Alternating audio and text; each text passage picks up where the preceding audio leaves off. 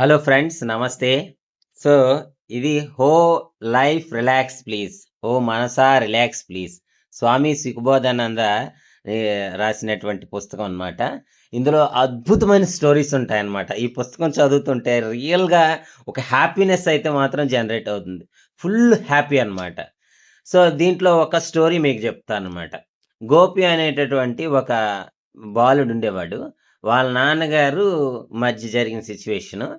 ఏంటంటే గోపి ఎగ్జామ్స్ రాస్తాడు గానీ, సరిగ్గా మార్క్ రాలేదనమాట. అప్పుడు మా నాన్నగారు ఏమంటారంటే, "పనికిరాని వాడివి నువ్వు. నా ముందు నిలబడకు. ఎక్కడికైనా వెళ్ళిపో" అని అంటాడనమాట. సో, వాళ్ళిద్దరి మధ్య అప్పటి నుంచి కూడా చిన్న ఆహ్, ఆహ్, విభేదంగా అనిపిస్తుందనమాట. అప్పటినుంచి ఏంటంటే, వాళ్ళ డ్యాడీ తన దగ్గర ఉండడానికి కొంచెం అంత క్లోజ్‌గా ఉండలేదనమాట. ఎందుకంటే, తను అంటే పిల్లాడు మనసులో పడిపోయింది గదా! ఈ విషయము.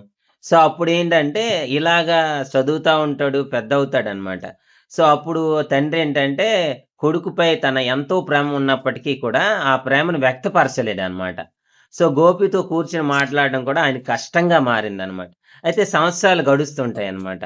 గోపి చదువు పూర్తి చేసి కాలేజీలో చేరుతాడు. సో, తన మధ్య ఏర్పడిన దూరాన్ని చూసి తండ్రి బాధపడతాడనమాట. ఒకరోజు ఏం చేస్తాడంటే పని నుంచి ఇంటికి వచ్చి తండ్రి గోపికి ఒక పుస్తకం ఇచ్చాడు. తనకు పనిచేసే ఒక వ్యక్తి ఆ పుస్తకాన్ని తనపై ఉన్న అభిమానానికి గుర్తుగా ఇచ్చాడని చెప్తాడనమాట. ఆ పుస్తకాన్ని ఈ ప్రపంచంలో తాను అత్యంత ప్రేమించే వ్యక్తికి ఇవ్వమని అతను చెప్పాడని తండ్రి వివరిస్తాడు. సో, తండ్రి గోపితో ఇలా అన్నాడు. "ఈ ప్రపంచంలో నేను అందరికంటే ఎక్కువగా ప్రేమించేది నిన్నే.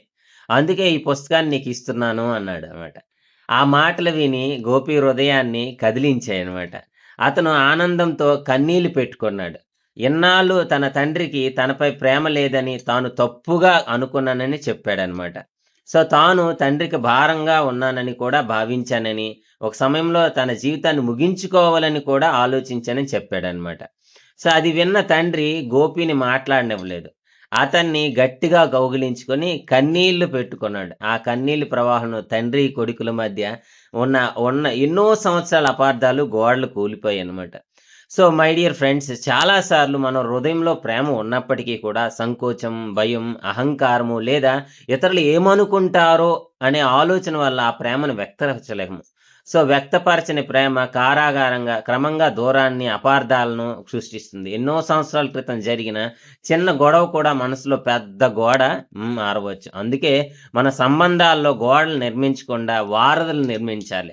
Don't build a wall build a bridge అని మనకు తెలియజేస్తున్నారు. Thank you very much.